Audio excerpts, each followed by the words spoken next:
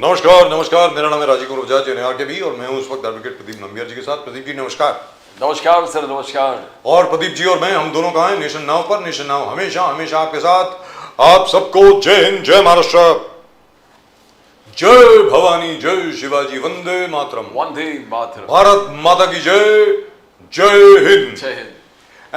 For our viewers in China, ni hao. For our viewers in Japan, konnichiwa. Pradeep ji. Hamaria ko jabo to our viewers in East Africa, South Africa, the continent of Africa, wherever they speak Swahili. Wherever they speak Swahili. And in case you haven't subscribed to the channel yet, channel को subscribe जरूर करें please. अगर आप लोगों ने अभी तक subscribe नहीं किया चैनल को। The fastest growing channel of the nation, Nation Now. The fastest growing channel of the nation, Nation Now. Pradeep ji, so we are waiting. Oh, you can hear the bell too. वो bell icon को press करें if you want the latest updates from Nation Now. Pradeep ji, मतलब जो Trump साहब ने कहा था कि 24 घंटे के अंदर मैं टैरिफ और बढ़ाने वाला हूं भारत पर, अभी तक तो हुआ नहीं, हो सकता बाद में कर दें, ऐसी कोई बात नहीं है। But one thing is very very clear, India said very clearly we are not afraid of you. पहले भी हमारे खिलाफ हो चुका है, प्रेसिडेंट निक्सन ने भी किया था, उसके बाद अटल बिहारी वाजपेयी जब प्रधानमंत्री थे तब भी अमेरिका ने हमारे ऊपर सैंक्शंस लगाई थी पोखरान 2 के बाद, और अब ट्रम्प साहब भी वही भाषा बोल रहे हैं। वो कह रहे हैं कि साहब आपने यानी हिंदुस्तान ने रशियन ऑयल खरीदा है, तो हम लोगों ने उनको लिख करके भेजा भाई आप भी तो रशियन यूरेनियम खरीद रहे हैं, फर्टिलाइजर खरीद रहे हैं, उसका क्या? यूरेनियम खरीद रहे हैं और आपने एनर्जी बहुत खरीद रहे हैं वहां से अलग अलग प्रकार के, specially Europe is buying energy from Russia and you asked us to buy oil from Russia. They asked us to buy oil. Yes, let's be very clear, because they wanted a stable oil market. They didn't want oil prices either to go down very badly or to go up very very high, because if energy prices had gone very very high, it would have been major trouble for just about everybody, including Europe. इसकी वजह से Biden साहब ने, President Joe Biden himself requested the Modi government कि आप Russian oil खरीदें. Now, but it doesn't really make a difference. I'll tell you why. Because just the other day, President Trump said that this is the worst possible deal anybody could have signed with Canada. Trump has said that. Trump said that this is the worst possible deal anybody could have signed with Canada, which is why I'm imposing new tariffs, doing this, doing that. Do you know who's the guy who actually signed that deal? Trump himself. I don't know what's the matter with him. Either he's got dementia, he's got Alzheimer's, God knows what he has got. I don't know. India has told that we are not afraid of you. We are not at all afraid of you. RBI का कहना है कि ये तारीफ और इससे कोई फर्क नहीं पड़ता, इंडियन इकोनॉमी में कुछ नहीं होने वाला है. And where Modi has made it very clear, especially Prajapati साहब है in Kashi itself, हम स्वदेशी अपनाएंगे, छोटे से छोटे चीज से लेके घर के अंदर से एवरीथिंग विल बी स्वदेशी. आप भी संकल्प लो, मोदी जी का कहना था. And ultimately prime minister Modi also said that indigenous, हम पूरे टोटल स्वदेशी में जा रहे हैं, indigenous, there is no way that we are get scared of you. That's right. And US themselves are, you know, जितने यूएस के लोग हैं वो पूछने लगे अभी, हम पहले डोमिनेंस करते थे, आज इंडिया भी नहीं डरा, ना रशिया डर रहा है, कोई डर नहीं रहा हमसे, और डर और खौफ खत्म हो गया, और ये ट्रम्प उसके वजह है. And Canada has said, Canada ने साफ तौर पर बोला है we are putting reciprocal tariffs on you, that's it. और उसके अलावा there are lots and lots of things that America is dependent on Canada for. Canada just said we gonna stop it, thank you very much. और Trump साहब तो थे, वो तो कह रहे थे कि Canada is the 51st state of the United states of America. What is the matter with the fellow? और साहब वो क्या है कि वो ये थकते नहीं है बोलते बोलते. इंडिया पाकिस्तान की लड़ाई मैंने बंद कराई, इजिप्ट इथियोपिया की लड़ाई मैंने बंद कराई, थाईलैंड कंबोडिया की लड़ाई मैंने बंद कराई, इजराइल और ईरान की लड़ाई मैंने बंद कराई.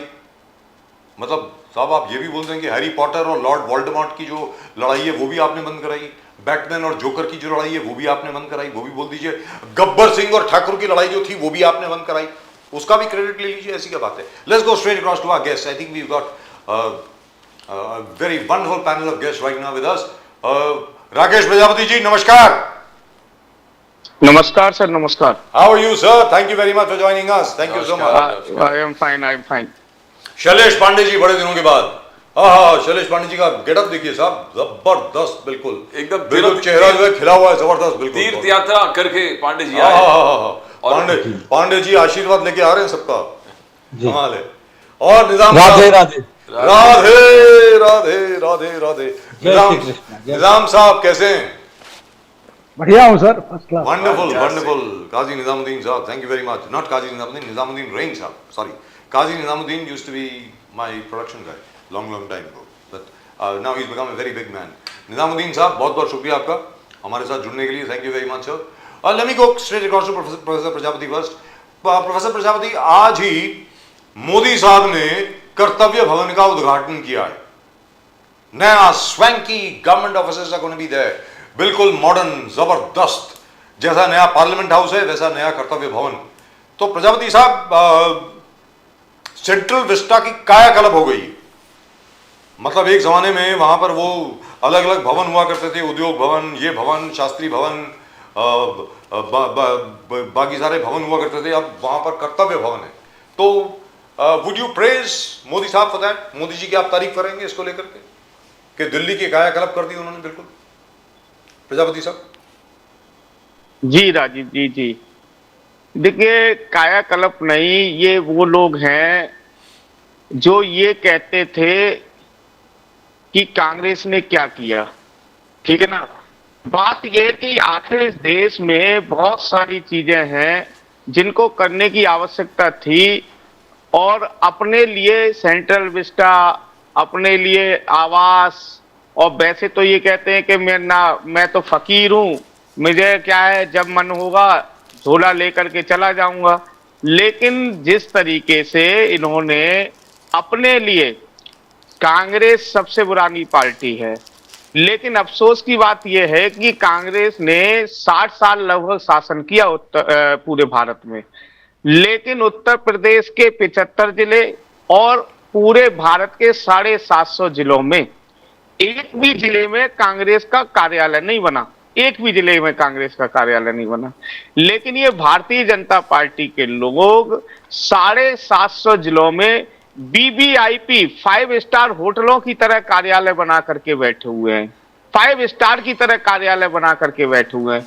और दिल्ली का इनका जो मेन कार्यालय, मुख्य कार्यालय है, वो तो किसी लग्जरी ताज होटल की तरह है।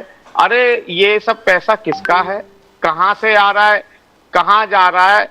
आप बताइए। 4500 करोड़ रुपए का चंदा भारतीय जनता पार्टी ने लिया है पिछले 3-4 सालों में, 4500 करोड़ रुपए का चंदा। और चंदा भी किन से लिया है, कोई छोड़ा ही नहीं। बीफ वालों से नफरत करते हैं, बीफ वालों से चंदा लेते हैं, और यहां तक कि कफन वालों से चंदा ले लेते हैं।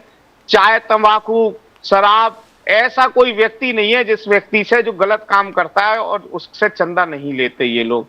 तो मुझे लगता था कि हमारी सब चीजें बहुत अच्छी थी, लेकिन जिस तरीके से लोगों की गाड़ी कमाई का, लोगों की मेहनत की कमाई का, टैक्स का, लोगों के टैक्स का पैसा जिस तरीके से भारतीय जनता पार्टी ने सेंट्रल विस्टा जैसे और ना जाने कितनी ऐसी योजनाओं में खर्च करने का काम किया है।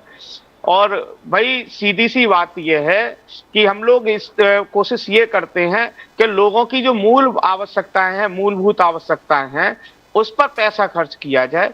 स्कूल के नाम पर ये बंद करने का काम कर रहे हैं। क्योंकि देखिए, मेरा मानना यह है एज ए टीचर, मैं पहली बात ये करता हूं कि शिक्षा इस देश के लिए सबसे ज्यादा जरूरी है। सबसे ज्यादा प्रायोरिटी पर अगर कोई चीज होना चाहिए, शिक्षा होनी चाहिए। लेकिन अफसोस की बात यह राजीव जी है, पूरे विश्व की 100 टॉप यूनिवर्सिटी में, 100 टॉप यूनिवर्सिटी में भारत की एक भी यूनिवर्सिटी टॉप पर नहीं है, एक भी यूनिवर्सिटी नहीं है 100 में, 100 की लिस्ट में नहीं है। इस ओर कभी ये ध्यान नहीं देते। उत्तर प्रदेश के अंदर 7 मेडिकल कॉलेज समाजवादियों ने बनाए, 7 मेडिकल कॉलेज। ये पिछले 8 साल में इन्होंने एक मेडिकल कॉलेज बनाया हो तो बताएं। उत्तर प्रदेश के अंदर 27,000 विद्यालय बंद कर दिए गए, बंद कर दिए गए 27,000 विद्यालय। और बताइए गरीब का बच्चा कहाँ पढ़ेगा जब सरकारी विद्यालय बंद कर दोगे, प्राइमरी स्कूल? जब बच्चे की बेसिक एजुकेशन ही नहीं हो पाएगी तो हायर एजुकेशन या सेकेंडरी एजुकेशन कैसे होगी? ये लोग शिक्षा के लिए बिल्कुल खत्म कर देना चाहते हैं और बस वही है कि अब क्या किया जा सकता है। अंधेर नगरी चौपट राजा, वही कंडीशन है। डॉक्टर प्रजापति साहब, बात यह है, प्रोफेसर प्रजापति साहब, पीडीए पाठशाला समाजवादी पार्टी के लोग इलीगल तरीके से पब्लिक स्कूल्स में खोल रहे थे। योगी आदित्यनाथ ने स्ट्रिक्ट कार्रवाई करते हुए समाजवादी पार्टी के एमएलए अरेस्टेड और बाकी जितने आपके मेन में मुख्य कार्यकर्ता हैं जो पीडीए पाठशाला अनऑथराइज तरीके से पब्लिक स्कूल्स में, ये क्या चक्कर है डॉक्टर प्रजापति? इसमें ये षड्यंत्र है या आप गलत कर रहे थे? प्रदीप जी, मैंने अभी थोड़ी देर पहले ही आपको बोला था कि सबसे बेसिक नीड में जो समझता हूं वो शिक्षा समझता हूं, ठीक है ना? और ये मैं ही नहीं समझता हूं, हर व्यक्ति समझता होगा, क्योंकि शिक्षा नहीं थी तो मानव जो था पशु के समान था, ठीक है? पशु और जानवर, जीव जंतुओं में अगर मानव अलग है तो केवल वो शिक्षा के ही कारण है और किसी के कारण नहीं है, केवल और केवल शिक्षा के कारण।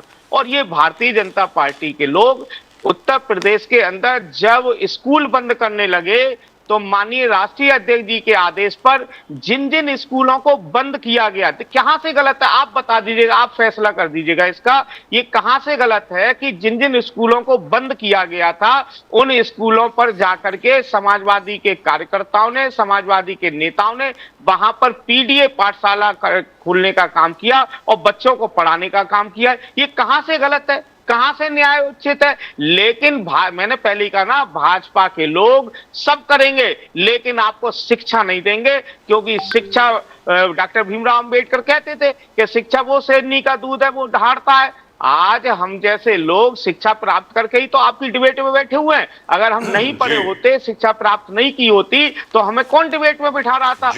कोई नहीं बिठाता। तो ये फैसला आप लोग करें, देश का मीडिया करे, देश के प्रबुद्ध लोग करें। क्या स्कूलों में पढ़ाना गलत काम है? तो ठीक है, बंद करना चाहिए शिक्षा। Let me go across to Nizamuddin रहीम साहब।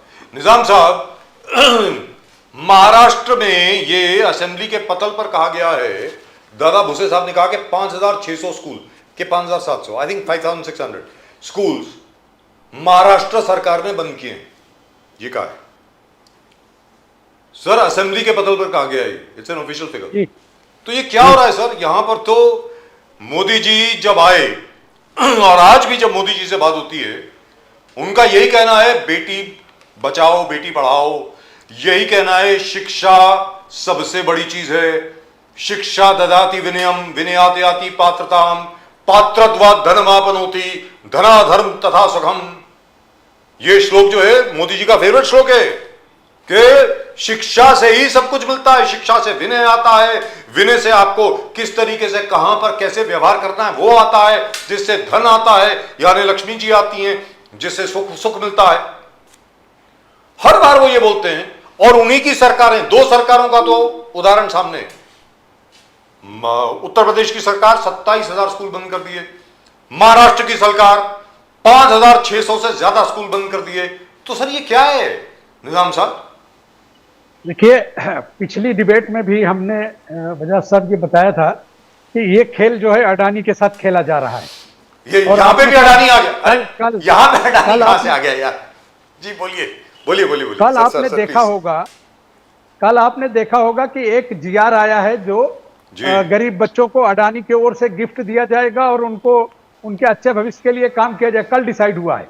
और कल ही जो है कोलाबा जैसी जगह जहां राहुल नार्वेकर जो सदस्य हैं और खुद जो है विधानसभा के अध्यक्ष हैं, सम्मानित नेता हैं, कल उनके यहाँ 2 स्कूल बंद हो गए जिसमें 1,500 बच्चे थे। और उनके पेरेंट्स को कहा, ये भी नहीं कहा जा रहा है कि हम आपके लिए कोई बंदोबस्त करेंगे। पेरेंट्स कल से अपनी सर्टिफिकेट लें और जाके किसी स्कूल में हाथ पैर जोड़ के अपने बच्चों को एडमिट करें। ये विधानसभा अध्यक्ष के क्षेत्र की बात कर रहा हूं और चूंकि मैं उसी एरिया में रहता हूं इसलिए मुझे वो बहुत अच्छे से जानकारी है। ये एक बहुत बड़ी साजिश है अडानी के साथ, जो ये खेल खेल रहे हैं कि पहले स्कूलों को बंद कर दो। उसका कारण यह है बजाज साहब कि सरकारी स्कूल जो है प्राइमरी जो चलते हैं या बीएमसी जिसको चलाती है या जिला परिषद, उनके पास बड़े पैमाने पे प्रॉपर्टीज है। आज अगर मुंबई में प्राइमरी सेक्शन का कोई एक स्कूल है तो 1000 करोड़ की जगह है वो। जी सर ये आपका वर्किंग बराबर नहीं कर रहा है। जी नहीं, आप बोलिए बोलिए, आवाज आई, किसी का फोन बज रहा था। मैं आपको यही बता रहा हूं कि आपने मुंबई में टहल के देखा होगा कि प्राइमरी के जो स्कूल हैं या बीएमसी जिन स्कूलों को रन कर रही है, जिला परिषद के जो लोग स्कूल रन कर रहे हैं, उन स्कूलों की जो पैसे वाली जो वैल्यू है 1000 करोड़ में है। अगर कोलाबा में एक स्कूल बंद करके अडानी को देंगे तो 1000 करोड़ की प्रॉपर्टी है वो। उत्तर प्रदेश का भी मैं जानता हूं, लेकिन उत्तर प्रदेश में जमीनों की इतनी वैल्यू नहीं है जितना, इसलिए वहां लाखों में स्कूल बंद हो रहे हैं और महाराष्ट्र में 5700। तो ये एक बहुत बड़ा स्कैम है जो जिसमें सरकार खुद शामिल है, और ये बताने के लिए कि हम आपको जो है अच्छी एजुकेशन देंगे और उसके लिए हमें नया इंफ्रास्ट्रक्चर तैयार करना पड़ेगा और उसके लिए हमारे पास पैसा नहीं है, और पैसा नहीं है इसलिए हमने पब्लिक पार्टनरशिप में ये जमीनें या स्कूल देकर उनकी प्रॉपर्टी के बदले, आप जे से जब निकलते हैं, कभी आप बजाज साहब आपने देखा होगा ह्यूम हाई स्कूल बना है, वो बीएमसी का स्कूल है जी। ह्यूम हाई स्कूल में आधी जमीन पर प्राइवेट जो है शानदार बिल्डिंग ने अपना टावर खड़ा कर लिया बिल्डर ने, और आधे में उसने इनको स्कूल बना के दे दिया। उसने उसमें 1000 करोड़ में बेचा, कम से कम 1200-1500 फ्लैट या जो भी फ्लैट बने हैं। तो इस तरह का एक बड़ी साजिश, क्योंकि महाराष्ट्र में जमीनें सोने के भाव हैं। मैं बीजेपी के बड़े नेताओं से ये निवेदन करूंगा कि सर, राजनीति जितनी मर्जी करिए लेकिन बच्चों के भविष्य के साथ खिलवाड़ मत करिए। आप सब तो बेच रहे हैं, आप सब बेच रहे हैं। बड़ी से बड़ी कंपनियां जो कांग्रेस ने बनाई, जो दूसरे लोगों ने बनाई, उन सारी कंपनियों को बेचकर आप पैसा ले रहे हैं, लेकिन शिक्षा का मंदिर आप रहने दीजिए। आपसे नहीं होता तो आप महाराष्ट्र की जनता से कहिए भैया आप खुद बना लीजिए, लेकिन इन बच्चों के भविष्य को पढ़ने दीजिए। सुनिए सर, बोलिए। इसलिए ये बात इसलिए आपसे कह रहा हूं कि हिंदुस्तान में सबसे महंगा एजुकेशन आज महाराष्ट्र में है। अगर आपका बच्चा प्राइवेट स्कूल में पढ़ता है तो वो फीस भर पाने की पोजीशन में नहीं है। हम जिन ट्रस्टों से अप्रोच करते हैं, पैसा मांगते हैं, उसमें से सिद्धि विनायक जी भी हैं। सिद्धि विनायक जी में लाखों बच्चों का भविष्य उन्हीं गरीब बच्चों के लिए है, जहां से वो पैसा आता है वो भी बंद हो जाएगा। तो अभी ये समझ नहीं आ रहा है, अभी उनको सिर्फ ये लग रहा है कि प्रॉपर्टी हैंडओवर कर दो, प्राइवेट सेक्टर बनेगा और हम देख लेंगे। लेकिन ये महाराष्ट्र की तबाही का बहुत बड़ा कारण बनेगा, क्योंकि महाराष्ट्र में 10-15% लोग हैं जो हायर एजुकेशन या बड़ी कॉलेजेस में या बड़े संस्थानों में अपने बच्चों को पढ़ा सकते हैं। 90% लोग आज भी गुर्बत में है। खुद राज ठाकरे, खुद फडणवीस जी खुद कहते हैं कि महाराष्ट्र या मुंबई में मराठी इसीलिए खत्म हो रहा है कि वो सर्वाइव नहीं कर पा रहा है। सर, आर्टिकल 3% रह गया। आर्टिकल 370 का 6 साल मोदी जी तब घोषणा किया था। आर्टिकल 370 का दीवार मैं कब्रिस्तान में गाड़ दिया हूं, और आज जम्मू एंड कश्मीर में जिस प्रकार से हरियाणा, जिस प्रकार हर जगह जल्लोष है, हर मोदी जी का कहना हर दिल में तिरंगा था। वहां श्रीनगर में तिरंगा नहीं लहराता था, आज हर घर और हर दिल में तिरंगा है। डेवलपमेंट है, वंदे भारत ट्रेन है, चेनाब के ऊपर हाई ब्रिज है, विकास है, विकसित भारत है। बोलिए निजाम जी, आर्टिकल 370 एप्रोगेशन का 6 साल। माननीय प्रधानमंत्री जी से बड़ा झूठा, यानी महा झूठे का अवार्ड अगर पूरी दुनिया में किसी को मिलेगा तो माननीय प्रधानमंत्री श्री नरेंद्र निजाम जी, जरा भाषा का ख्याल। सर भाषा ये पांडे जी कुछ बोलेगा राहुल जी के बारे में, फिर आपके पास अभी वीडियो होगा जिसमें माननीय प्रधानमंत्री जी ने यह कहा था कि हम 370 खत्म करके वहां बहुत बढ़िया शासन लाएंगे, जहां ना तो आतंकवाद होगा ना वहां किसी तरह की कोई घटनाएं होंगी। आप बता दीजिए कि आज 5 साल पूरा हुआ, 5 अगस्त को लगा था, 6ठा साल लग गया। वहां से आतंकवाद आपने खत्म किया क्या? अगर आतंकवाद खत्म हुआ है तो ये सारी बड़ी घटनाएं क्यों हो रही हैं?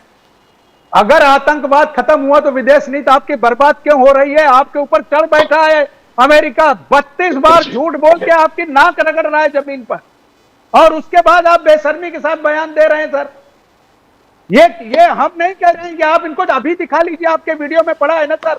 ये मेरा मन नहीं है कि मैं इस तरह की बात करूं जी, क्योंकि मैं 300 अगर मैं कहता हूं तो लगेगा कि भाई 370 का मैं समर्थन कर रहा हूं। समर्थन करना नहीं करना एक अलग विषय है सर।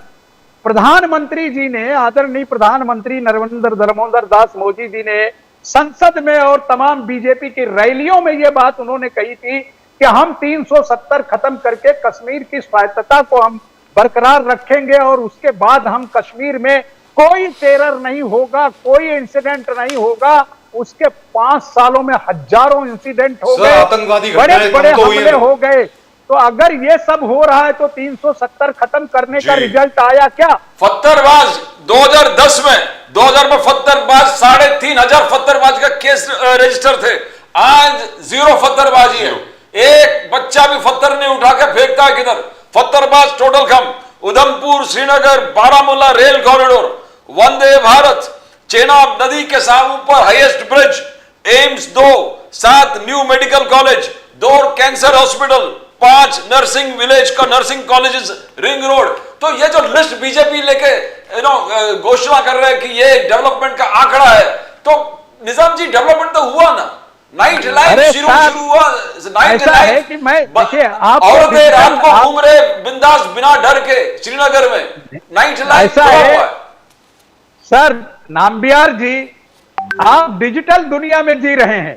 ये जितने डेवलपमेंट हुए हैं 2 मिनट में आप दिखा दीजिए कि देखिए साहब ये स्कूल बन गया, ये देखिए हमने ये आपके लिए कर दिया, ये कश्मीरियों के लिए कर दिया, कश्मीरी अब परेशान नहीं है। अभी दिखा दीजिए आप। अब ऐसा है सर कि झूठ बोलने के लिए मैं भी बहुत बढ़िया बोल सकता हूं। ट्रेनिंग अगर बीजेपी की तरह आतंकवाद हमले के बाद हर जिले के हर कश्मीरी बाहर उतर कर आए आतंकवाद के खिलाफ। ये बदलाव नहीं मानते आप? हर कश्मीरी आतंकवाद के खिलाफ घोषणा देकर सड़क पर आए। उस विषय में चूंकि वो हमारे देश का पर अटैक था, पूरे हिंदुस्तान का हर समाज, चाहे वो बीजेपी के लोग हों, कांग्रेस के हों, मनसे के हों, सेना के हों, सब लोगों ने अपने देश हित में और उसके विरोध के लिए हमेशा तैयार रहते हैं। उसमें उनका कोई एहसान नहीं है। कश्मीर भारत का अंग रहा है और कश्मीर को जब चॉइस था जाने का तो वो नहीं गया और हिंदुस्तान के साथ रहा जब राजा हरि सिंह नालवा का इतिहास रहा। तो आप वो सब बातें दिखाकर जनता को झूठ नहीं बोल सकते।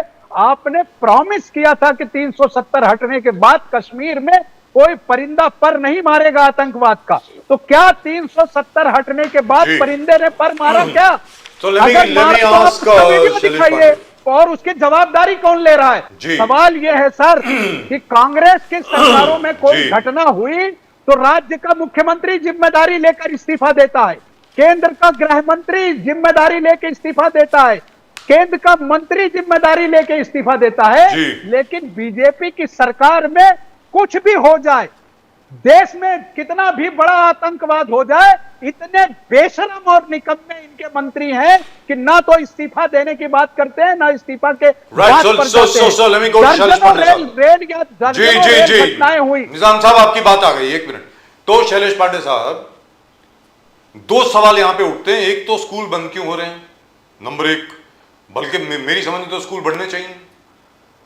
यूपी में 27,000 स्कूल बंद हुए हैं, यहाँ पे 5,700 स्कूल बंद हुए हैं महाराष्ट्र में। ये तो बढ़ने चाहिए थे ना सर। नंबर 2, कर्तव्य भवन का आज इनॉग्रेशन हुआ, बहुत जबरदस्त बिल्डिंग है। जैसे प्रधानमंत्री जी ने कहा कि अब लोग जो हैं, सरकारी मुलाजिम जो हैं, उनको जैसा 21वीं सदी में दफ्तर होना चाहिए वो मिला है, डिजिटल ऑफिस जो होता है वो मिला है, सारी फैसिलिटीज के साथ मिला है। और जहां तक के कश्मीर का सवाल है, पत्थरबाजी की घटनाएं 0 है, खत्म है। पिछले 3.5 के 4 साल से 4 साल से कोई घटना नहीं हुई है, नंबर 1। नंबर 2, आतंकवाद की घटनाएं भी कम हुई हैं, पूरी तरीके से खत्म नहीं हुई हैं। अब आप बोलें सर, शैलेश पांडे जी। राजीव जी, सबसे पहले तो मैं यशस्वी प्रधानमंत्री आदरणीय नरेंद्र मोदी जी को बहुत बहुत बधाई दूंगा कि दिल्ली में उन्होंने कर्तव्य भवन का उद्घाटन किया, जिसमें गृह, रक्षा और विदेश मंत्रालय कई एक साथ वहां पे कार्यालय, जो हाईटेक कार्यालय है, आज वो शुरू किया गया है। देश की सेवा में, भारत माता की सेवा में, देश के 150 करोड़ भारतीयों की सेवा में यशस्वी प्रधानमंत्री नरेंद्र मोदी जी ने समर्पित किया है। इसके कारण, क्योंकि इसके पहले जो बिल्डिंगें थे अलग अलग स्थान पे थी और वो बहुत पुरानी हो गई थी, और नई तकनीक नई टेक्नोलॉजी के हिसाब से जिसमें कंप्यूटराइजेशन हो, टेक्नोलॉजी का अच्छी तरह से इस्तेमाल करके, ताकि हम लोगों को ज़्यादा से ज़्यादा सुविधा दे सकें, क्योंकि ये देश का विषय है। पूरे देश का शासन प्रशासन जो है वो गृह मंत्रालय, रक्षा मंत्रालय और विदेश मंत्रालय से चलता है। तो देश को सुजलाम सुफलाम समृद्ध और विकसित, संपूर्ण विकसित राष्ट्र बनाने के लिए ये एक प्रमुख कदम था। इसलिए मैं देश के यशस्वी प्रधानमंत्री को बहुत बहुत धन्यवाद व्यक्त करता हूँ। इसके भी पहले भी टीका टिप्पणियां हुई थी जब ये सेंट्रल विस्टा की बात हुई थी, लेकिन मैं बताऊं ये समय की जरूरत है। स्थिति परिस्थिति के देखते हुए ये सारी चीजें, नए इंफ्रास्ट्रक्चर बन रहे हैं। और मैं बताऊं प्रधानमंत्री नरेंद्र मोदी जी के कार्यकाल को एक इंफ्रास्ट्रक्चर डेवलपमेंट का बूम का ऐसा एक कार्यकाल माना जाएगा, जिसके अंदर जरूरत के हिसाब से, नई तकनीक के हिसाब से, नई टेक्नोलॉजी के हिसाब से सेवा देने का कार्य इस देश के 150 करोड़ नागरिकों के लिए ये शुरुआत किया गया है। इसलिए इसमें इसकी बहुत बहुत बधाई देता हूं। और इन कार्यालयों का बहुत जरूरत थी, क्योंकि वहां पे ज्यादा से लोग एकोमोडेट होने चाहिए, नई तकनीक के साथ ऑफिस होने चाहिए, नई तकनीक का इस्तेमाल करके जो जल्दी से जल्दी लोगों को सेवाएं मिले। और दूसरी बात कि जिस प्रकार से ये सारे भवन बन रहे हैं, ये समय की और जरूरत है उस चीज के हिसाब से। और आपने देखा कि जो कर्तव्य भवन नामकरण किया गया है वो कितना दिल को छूने वाला, अभिभूत करने वाला कर्तव्य, यानी कि हम हमेशा राजनीति हो, समाज हो, हम हमेशा अधिकार की बात करते हैं, लेकिन आज देश के यशस्वी प्रधानमंत्री जी कर्तव्य की बात करते हैं कि वो उन कार्यालयों से, देश के जो कार्यालय वहां से जो अधिकारी हैं, जो कर्मचारी हैं, उनको अपने कर्तव्य का भी भान होना चाहिए, अपने कर्तव्य पर चलने चाहिए, देश के प्रति, देश के नागरिकों के प्रति, जनता जनार्दन के प्रति वो जो सेवाएं दे वो अपना कर्तव्य समझकर दे, ना कि जो अंग्रेजों की नीतियां थी, शिक्षा नीतियां, और वो नौकरी, नौकर शाह या नौकर जैसा प्रतीत हो, ऐसा नहीं, कर्तव्य समझकर काम, सेवा का कार्यालय, देश की सेवा का, भारत की सेवा का। मैं दूसरे विषय पर आता हूं कि जो बात इन्होंने आतंकवाद और धारा 370 की बात कही,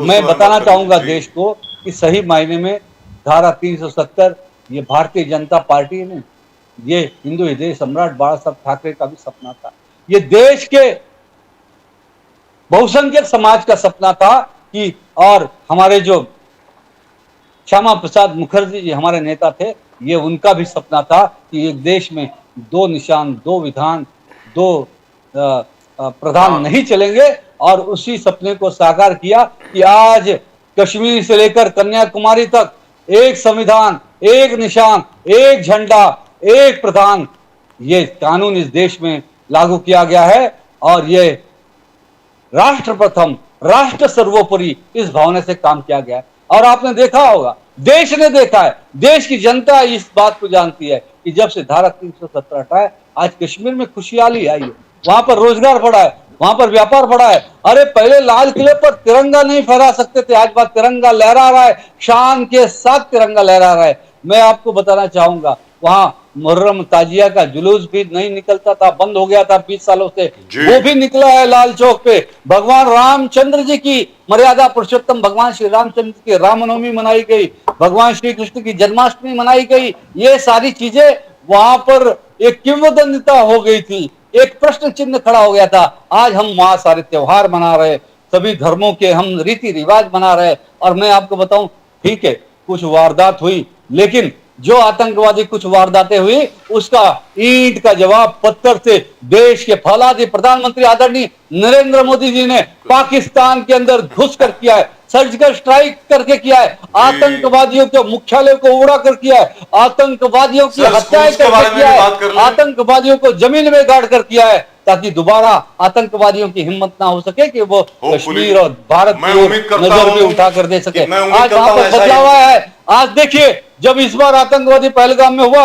उसके बाद कश्मीर के सारे कश्मीरी भाई रास्ते पर उतरे, उन्होंने पाकिस्तान का खंडन किया, पाकिस्तान मुर्दाबाद के नारे लगाए। सारे आज ये माहौल में बदलाव देश के यशस्वी प्रधानमंत्री नरेंद्र मोदी जी के नीतियों के कारण आया, 370 हटने के कारण है। आज वहां के कश्मीरी युवाओं के हाथ में पत्थर नहीं है, पत्थरबाजी बंद हो गया है। आज देश के यशस्वी प्रधानमंत्री ने जो ये अपील किया कि एक हाथ में कंप्यूटर तो दूसरे हाथ में कुरान होना चाहिए, आज उसी नीति से कश्मीर आगे बढ़ रहा है, देश आगे बढ़ रहा है। इसलिए मैं शैलेश पांडे जी बहुत प्रशंसा करता हूं। कश्मीर में कोई प्रॉब्लम नहीं है, कश्मीर के अंदर बहुत प्रोग्रेस हुई है। यहां तक के इतने सालों के बाद एक चीज आप बताना भूल गए, जो सबसे बड़ी बात है, श्रीनगर के सिनेमा हॉल दोबारा खुले हैं। पहली बार 50 सालों में अरे पिक्चर देखने को मिल रही है लोगों को।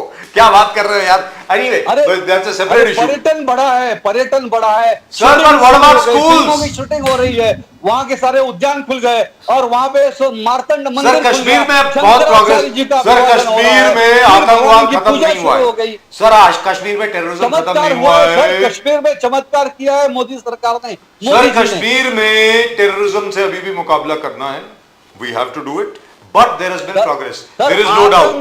So there is no doubt about it. But sir, what about schools? आतंकवाद को जमीन में गाड़ देंगे। और सर स्कूल्स के बारे में तो बताइए कि आतंकवाद से कोई समझौता नहीं। शैलेश पांडे जी, सिंदूर अभी भी जारी है। शैलेश पांडे जी, शैलेश पांडे जी, शैलेश पांडे जी, शैलेश पांडे जी, जो आपने 27,000 स्कूल यूपी में बंद किए, 5,700 स्कूल महाराष्ट्र में बंद किए, अब उसके बारे में भी जरा बात कर लें। स्कूल बंद करने की क्या आवश्यकता पड़ गई, ये तो बता दो सर प्लीज। देखिए राजीव जी, आज देश के यशस्वी प्रधानमंत्री आदरणीय नरेंद्र मोदी के नेतृत्व में, फौलादी नेतृत्व में, एक विराट और विश्व पुरुष के नेतृत्व में जिस तरह से आगे बढ़ रहा है, मोदी जी ने जो संकल्प लिया है कि 1947 के बाद 2047 तक देश को संपूर्ण विकसित राष्ट्र, भारत माता को विश्व गुरु बनाने का जो सपना है, जो संकल्प है, उस संकल्प के क्षेत्र में आज उन्होंने 25 करोड़ से ज्यादा लोगों को गरीबी रेखा के ऊपर उठाया है। आज उन्होंने स्कूल क्यों बंद किए? मैं बता रहा हूं। आज जो लोगों का जो लिविंग ऑफ स्टैंडर्ड बढ़ा है, लोगों की जो रहनुमान बढ़ा है, आज उसके कारण जो बच्चे सरकारी स्कूल में पढ़ते थे, आज वो प्राइवेट स्कूलों में जा रहे हैं। माध्यम से भी कॉम्पिटिशन बढ़ रहा है। प्राइवेट सेक्टर के जो स्कूल है उनके डिमांड बढ़े हैं, इसलिए वो सरकारी राहुल गांधी जी ने यही कहा है। राहुल गांधी जी ने यही कहा कि आपकी इकोनॉमी डेड है। ट्रम्प जी जो कह रहा है वो सही कह रहा है। क्या राहुल गांधी जी जो कह रहे हैं कि इकोनॉमी डेड है, भले वर्ल्ड बैंक का आंकड़ा 6.4 ग्रोथ है और अब चीज, तो किस प्रकार से देखते हो आप? क्या Indian economy is dead? Pandey ji after this, Pandey ji, 5,700 schools have been closed by you in Maharashtra. 27,000 schools have been closed by you in Uttar Pradesh. विश्वगुरु आप कैसे बनेंगे? अगर लोगों अगर जो बच्चे पढ़ते हैं उनको स्कूल्स नहीं मिलेंगे, why have you closed schools? Please answer. Pandey ji please. मैं आपको आपसे मैं पूछता हूँ, आप बोल रहे इतने सारे स्कूल बंद हुए, तो बच्चे गए कहाँ पढ़ रहे हो? मुझे क्या वो बच्चे पढ़ नहीं रहे? वो बच्चे पढ़ रहे बच्चे, मैंने बोला लिविंग ऑफ स्टैंडर्ड लोगों की बड़ी है, लोग शिफ्ट हो रहे हैं सरकारी स्कूलों की अपेक्षा प्राइवेट स्कूलों की तरफ लोग शिफ्ट हो रहे हैं। ये कारण है और कोई कारण नहीं है। आप इस बात को समझिए। क्या मैं समझ गया आपका, स्कूल बच्चे सड़क पर नहीं है। पांडे जी डेड इकोनॉमी है क्या? राहुल गांधी जी जो कह रहे हैं कि डेड इकोनॉमी है, मगर आप कह रहे हैं 81 बिलियन डॉलर से हमारे foreign exchange reserve, Modi ji कह रहे हैं 6.4 फास्टेस्ट ग्रोइंग इकोनॉमी है, आरबीआई कह रहा है। तो राहुल जी जो कह रहे हैं कि डेड इकोनॉमी है, ट्रंप जो कह रहे हैं कि डेड इकोनॉमी, कैसे आप मोदी जी को ये करते, सब्सटेंशिएट करते हो? पांडे जी, प्रदीप जी, देखिए राहुल गांधी जब भी मुंह खोलते हैं तो वो सरकार के खिलाफ बोलते बोलते वो देश के खिलाफ बोल जाते हैं। आज देश की जो एजेंसियां है, देश की जो बॉडी है या इंटरनेशनल संस्थाएं भी है, जो भी संवैधानिक रूप से जो कि माना जाना केंद्र है, उनके द्वारा भी दिए गए आंकड़ों को वो अस्वीकार करते हैं। देश के एजेंसियों के आंकड़ों को भी अस्वीकार करते हैं। वो किसी की कोई बात मानते ही नहीं, वो सिर्फ अफवाह फैलाने का काम करते हैं। तो ऐसे व्यक्ति के बारे में मैं क्या कह सकता हूं और कोई क्या कह सकता है। आज देश विकास कर रहा है, देश का जो विकास दर बढ़ा है, लोगों के लिविंग स्टैंडर्ड ऑफ लिविंग बढ़ी है, देश के अंदर जो इकोनॉमिक ग्रोथ है वो बढ़ा है। आज देश जो कि 20वें स्थान पे था, आज इकोनॉमिकल ग्रोथ में आज वो दुनिया का 5वीं सबसे बड़ी अर्थव्यवस्था, 4थी सबसे बड़ी अर्थव्यवस्था आज हिंदुस्तान बना है। आने वाले समय में 3री सबसे बड़ी अर्थव्यवस्था बनेगा, वो भी राहुल गांधी देखेंगे, पूरी देश देखेगा, पूरी दुनिया देखेगी। और ये तो वही हालत है कि खिसियानी बिल्ली खंबा नोचे, इन्होंने देश को गर्त में डालने का काम किया, तो इनको ये लगता है कि हमारी सरकार रहेगी तो हम इसी तरह से गर्त में डालते जाएंगे। और ये मोदी जी के नेतृत्व में, मोदी जी का नाम हो रहा है, मोदी जी देश को विश्वगुरु बना रहे हैं, मोदी जी देश की अर्थव्यवस्था को संबल दे रहे हैं, मोदी जी के नेतृत्व में देश की अर्थव्यवस्था सुधर रही है, महंगाई दर कम हो रही है, रोजगार मिल रहा है, लोगों का जो दिनमान है वो बदल रहा है। और इसलिए मैं राहुल गांधी की बातों को बहुत ज्यादा वरीयता नहीं देता हूं, और ये देश भी उनको अब सीरियस नहीं लेता है।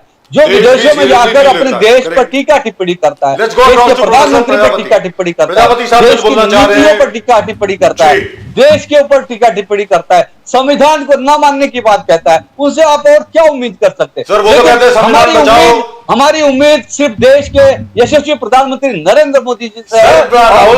2047 तक भारत को विश्वगुरु बनाएंगे, 2047 तक संपूर्ण विकसित राष्ट्र बनाएंगे। सर, संविधान को ना मानने की बात कब कही है राहुल गांधी ने? प्रोफेसर प्रजापति, अफवाह तो फैलाई ना राजीव जी, उन्होंने लोकसभा के चुनाव में अफवाह फैलाई कि ये संविधान खत्म कर देंगे, आरक्षण खत्म कर देंगे। और मुझे बताइए, डॉक्टर बाबा साहब अम्बेडकर और उनके संविधान को सबसे ज्यादा सर माथे पर लेने का काम आज नरेंद्र मोदी जी ने किया है। आज नरेंद्र मोदी जी संविधान को सर माथे पर ले रहे हैं, संविधान के हिसाब से काम कर रहे हैं। और जितना डॉक्टर बाबा साहब अम्बेडकर संविधान का सम्मान सरकार ने किया, इसके पहले किसी सर आपकी परमिशन हो प्रोफेसर प्रजापति के पास जाऊंगे। प्रोफेसर प्रजापति, आप कुछ बोलना चाह रहे थे, बोलिए प्लीज। राजीव जी, बड़े अफसोस की बात यह है, शैलेश जी ने एक बार भी स्कूल का जिक्र नहीं किया, एक बार भी स्कूल का ही जिक्र नहीं किया। 2 बार जिक्र किया, 2 बार जिक्र किया। मैं मेरी जानकारी के हिसाब से मैंने जवाब दिया। स्कूल बंद करने का कोई जिक्र नहीं था। और उन्होंने कहा, आज मैं वही पूछ रहा हूँ, आप बोले 5,000, 20,000, 50,000 स्कूल बन गए, तो बच्चे गए कहाँ है बच्चे? बताओ ना, किस स्कूल में पढ़ रहे कि नहीं पढ़ रहे? तो फिर कहीं से हटे तो कहीं दूसरी जगह पढ़ रहे हैं, प्राइवेट स्कूल में पढ़ रहे हैं। मैं बता रहा हूँ बार बार कि लोगों की मोदी जी के सरकार के स्टैंडर्ड ऑफ लिविंग बढ़ी है, लोग प्राइवेट स्कूलों की तरफ जा रहे हैं, लोग अच्छे स्कूलों आपके स्कूल में। क्या मैं आपके बीच में बोला था? आप मत बोलिए ना फिर बीच में। तो प्रवक्ता की नहीं सुन रहे, आप ही बोलना जान रहे हैं क्या? प्रजापति जी बोलिए, बोलने का मौका दे दीजिए। प्रोफेसर प्रजापति जी बोलिए, दीजिए। भाई मैंने आज पहली बार राजीव जी के साथ बहुत दिनों से लगातार बैठ रहा हूँ, आज पहली बार राजीव जी को इतना एग्रेसिव होते हुए देखा। मैं बिल्कुल खुला कह रहा हूँ, इतना एग्रेसिव होते हुए पहली बार देखा। इसलिए देखा क्योंकि उनके मन में टीस थी स्कूल बंद होने के लिए। इसलिए देखा क्योंकि वो देख रहे हैं कि बच्चों का भविष्य खतरे में है। इसलिए टीस थी क्योंकि वो देख रहे हैं कि इस भारतीय जनता पार्टी के लोग स्कूल बंद करके लोगों को कहां किस ओर ले जाना चाहते हैं। ये वो दर्द था, वो टीस थी, इसलिए उन्हें एग्रेसिव में देखा। वैसे मैंने कभी राजीव जी को एग्रेसिव में नहीं देखा इतना। लेकिन अफसोस इस बात का हो रहा है कि स्कूल, आप ये कह रहे हैं बच्चे कहां जा रहे हैं, मैं बता रहा हूं बच्चे कहां जा रहे हैं। वो बच्चे बराबर के 3 किलोमीटर की दूरी में जा रहे हैं। शैलेश जी, शर्म आनी चाहिए भारत, उत्तर प्रदेश की सरकार को और केंद्र की सरकार को कि इस दोपहरी में, इस गर्मी में, इस सर्दी में, इस बारिश में वो बच्चे 3-3 किलोमीटर पैदल करके जाएंगे। जो बच्चा 6 साल का है, 7 साल का है, 8 साल का है, 9 साल का है, कक्षा 1 से 5 तक पढ़ने वाला बच्चा कितने साल का उम्र का होता है? वो केवल जो है 6 साल से लेकर के 11-12 साल तक का होता है। वो 3 किलोमीटर पैदल कर चलने जा रहा है। कहां बात कर रहे हैं आप? कह रहे हैं वो बच्चे कहां गए, वो बच्चे कहां गए? वो बच्चे स्कूलों में गए हैं। 3 किलोमीटर की दूरी पर उन्हें भेजा जा रहा है स्कूल बंद करके। आप यहां बैठ करके बातें कर रहे हैं इस तरीके की। शर्म आनी चाहिए इस तरीके की। एक स्कूल बंद किए जा रहे हैं। दूसरी बात मैं कहना चाहता हूं, आपकी पार्टी द्वारा किसी भी तरीके का कोई न्याय किसी के साथ होता हो तो बताइए। आप मुझसे 3 महीने पहले कह के गए थे एक बात को कि मैं अपने भाजपा की सरकार से बात करूंगा। बताइए 750 में आपने एक जिलाध्यक्ष अब भी बनवा दिया हो। बताइए आपने 543 में एक भी लोकसभा में टिकट प्रजापति को दिया हो, और आपसे मैंने एक शिल्पकार का मुद्दा भेजा था। बताइए आपने किसी से बात की हो? काहे का अपना साथ, अपना विकास की बात कर रहा है। अभी मैंने राजीव जी आपको भेजा था इन्हें गजट दिखाइए। सन 1936 का गजट है। 1936 के गजट में कुम्हार जो है अनुसूचित जाति में था। 36 से आज जोड़ लीजिए 64 साल वो हो गए, 26 साल ये हो गए। 90 सालों से जो है अन्याय हो रहा है कुमार के साथ। आप लोग इतने ही उद्देश्य हैं। आप भरी डिबेट में स्वीकार करके गए थे कि मैं अपने केंद्र शीर्ष नेतृत्व से बात करूंगा। एक बार भी आपने बात की हो? बताइए किसी भी तरीके की। आपने कोऑर्डिनेशन की बात की थी। आपने कहा था मुझे कागज उपलब्ध कराइए। सारे कागज आपको उपलब्ध कराए गए। 26 प्रदेश है, 26 प्रदेशों में एक भी कुम्हार को आपने जो प्रजापति को प्रदेश अध्यक्ष क्यों नहीं बनाया? आप एक क्षेत्रीय अध्यक्ष होते हैं। लगभग आपके जो है 200 क्षेत्रीय अध्यक्ष होंगे। आप जानते होंगे बाकी कैलकुलेशन कितनी है, लेकिन मैं जानता हूं कि लगभग 200 तो क्षेत्रीय अध्यक्ष होंगे। पूरे भारत के अंदर एक प्रजापति आपने क्षेत्रीय अध्यक्ष बनाया हो, एक प्रजापति अध्यक्ष क्षेत्रीय अध्यक्ष बनाओ। 750 में एक जिला अध्यक्ष बनाया हो आपने। 543 में एक टिकट दिया हो। उत्तर प्रदेश में 80 लोकसभाएं एक टिकट देने का काम करते हो। कैसी बातें करते हैं? आपकी राष्ट्रीय कार्यकारिणी में एक प्रजापति नहीं है। आपकी उत्तर प्रदेश की मेन बॉडी में एक प्रजापति नहीं है। बात कर रहे हैं किस तरीके से आप देश को, और आप बोले जा रहे हैं। ना प्रवक्ताओं की सुन रहे हैं, ना एंकर की सुन रहे हैं। जिसने आपको बिठाला है उसकी भी नहीं सुन रहे हैं। हमारी तो नहीं सुनेंगे, कोई बात नहीं है। हम तो विपक्ष में हैं, लेकिन कम से कम जो एंकर बैठा हुआ है और आप कमिटमेंट करके भाग रहे हैं, दिखा रहा है, शो हो रहा है। शैलेश जी, सन 1936 में, मैं आज आपको भेजूंगा आपके नंबर पर ये, ठीक है। सन 1936 के गजट में, सन 1936 के गजट में कुम्हार अनुसूचित जाति में था। राहुल गांधी से, अब आप कांग्रेस को मत दीजिए, ठीक है। राहुल गांधी ने अभी दिल्ली के ताल कटोरा में एक एक्सेप्ट किया था। इतने बड़े दिल का नेता नहीं हो सकता, उन्होंने एक्सेप्ट किया था। क्या एक्सेप्ट किया था? कि हाँ, मेरी सरकार से गलतियां हुई, मुझसे गलतियां हुई, मैं पिछड़ों को, मोस्ट बैकवर्ड को न्याय नहीं दे सका, लेकिन भविष्य में न्याय देने का काम करूंगा।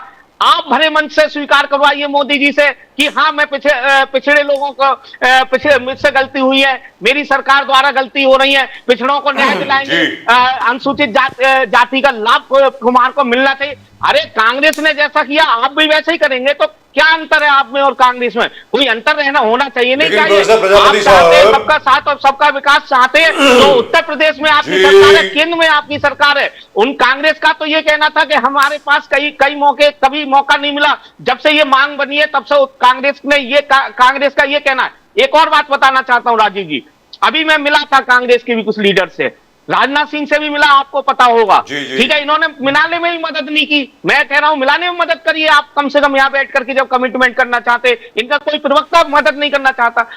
कांग्रेस का यह कहना है कि जब से ये मैटर अनुसूचित जाति का शुरू हुआ है, तब से हमारी डबल इंजन की सरकार नहीं रही। मतलब उत्तर प्रदेश में और केंद्र में एक साथ सरकार नहीं रही, नहीं तो हम इससे सॉल्व कर देते। आपके राजनाथ सिंह ने सन 2009 में, 15 फरवरी 2009 में दिल्ली के रामलीला मैदान में घोषणा की थी हमारे लिए कि अनुसूचित जाति में शामिल करेंगे।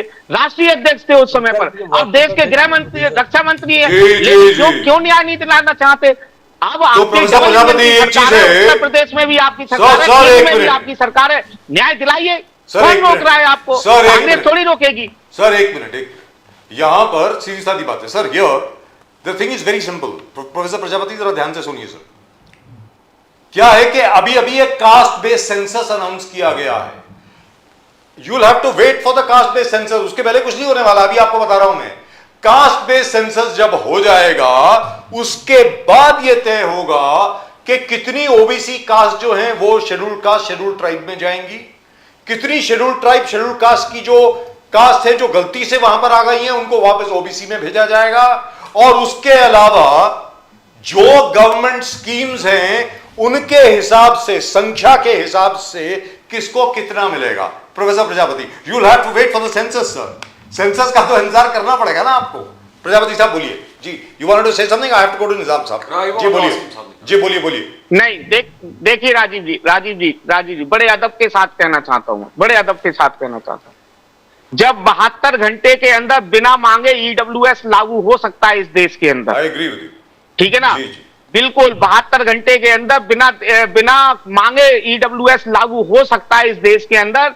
तो जो लोग मांग रहे हैं और आप वादा कर चुके हैं, सबसे बड़ी बात है आप वादा कर चुके हैं, आपका लिखित पंपलेट है, मैं पंपलेट भेज चुका हूं शैलेश जी को, पूरा पंपलेट छपा हुआ है।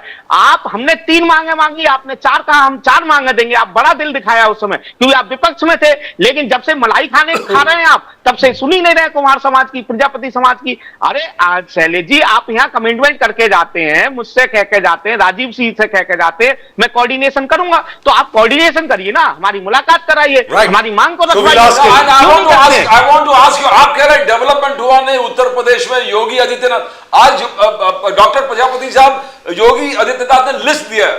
देखो मैं अटलपुरम बना रहा हूं आगरा में, 36 इयर्स के बाद ये डेवलपमेंट हो रहा है, जहां 10,000 फैमिलीज को एकोमोडेट कर रहा हूं। अटलपुरम, सहारनपुर में 381 करोड़ के जबरदस्त प्रोजेक्ट्स योगी जी ने जिस प्रकार से, और सबसे भले कुछ भी कहो, आप कह रहे हैं कि इसको पॉलिटिसाइज कर रहे हैं, सैफ्रोनाइज कर रहे हैं, भगवाकरण दे रहे हैं।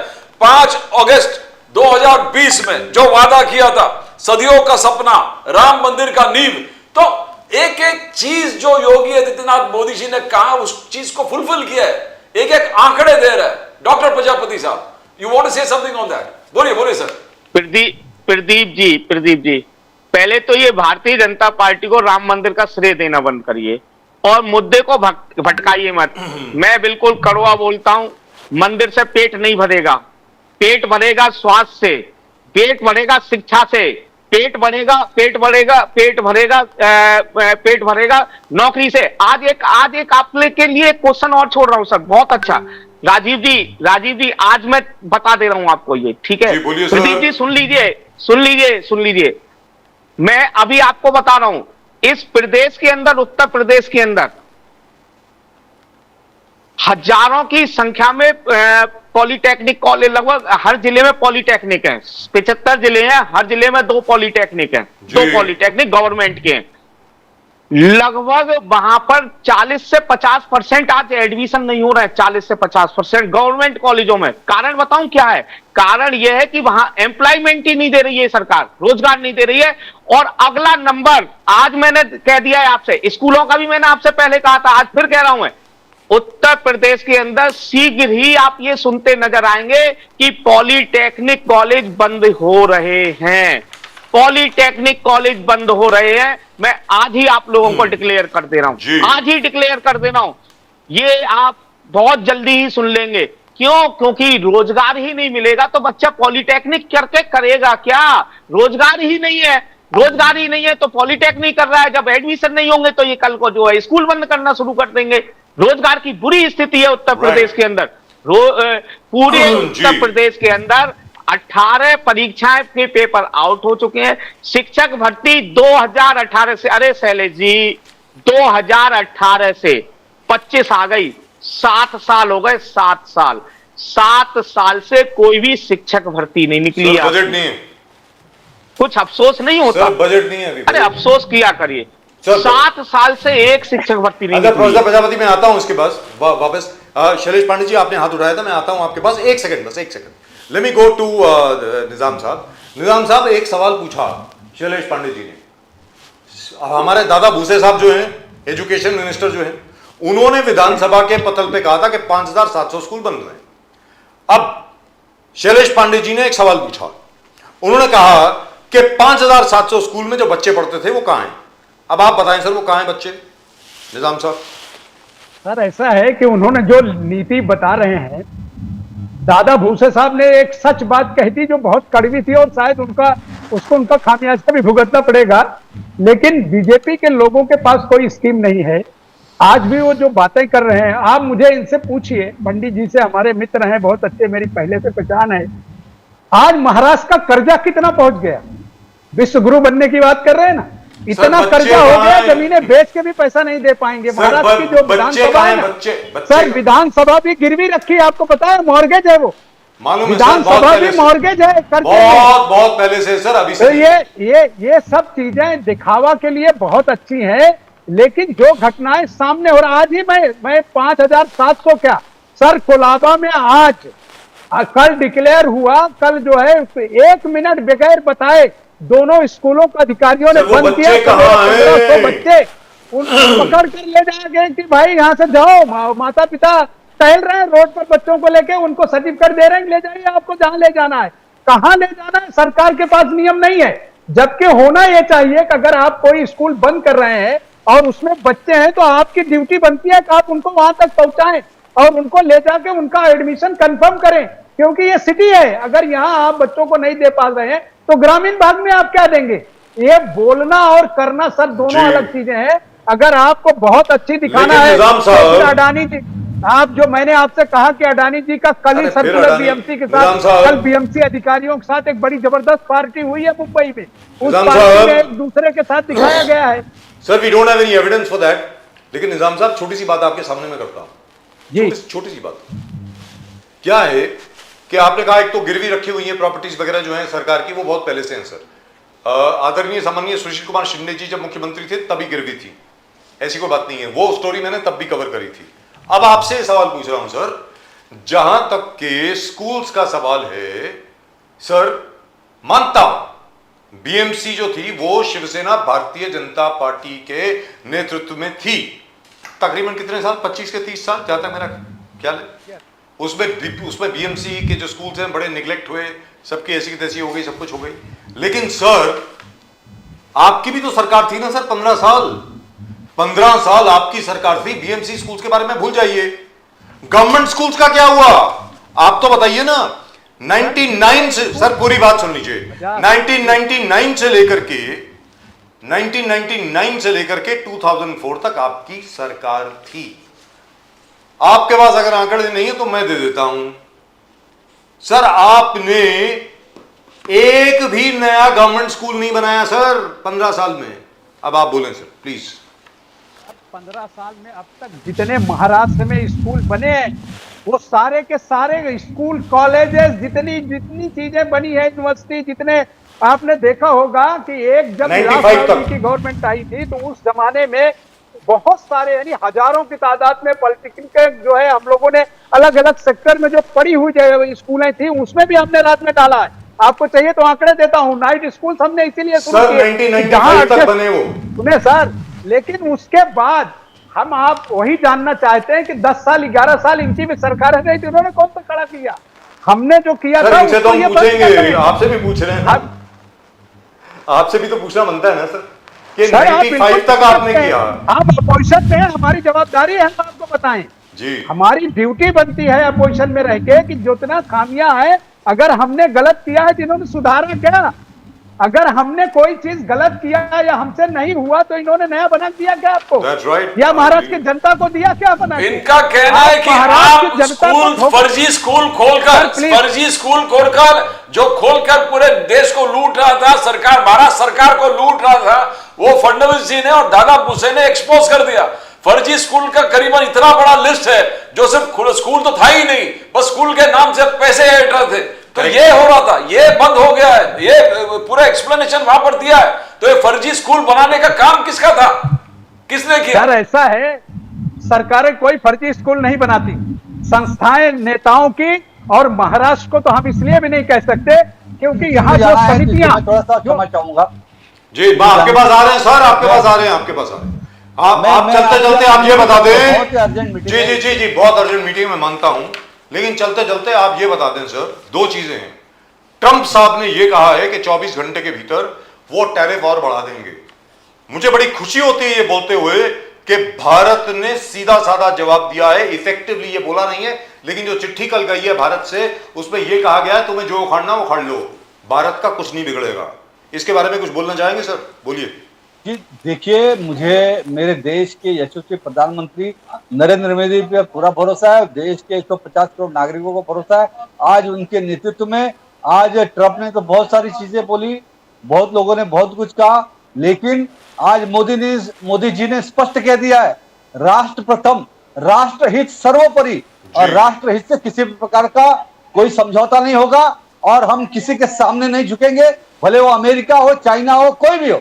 जी। आज देश एक समृद्धशाली भारत की ओर आगे बढ़ रहा है, एक गौरव के साथ, फौलाद विचारों के साथ, और ये ट्रम्प जी हो चाहे कोई भी जी हो, कहीं भी भारत झुकने वाला नहीं।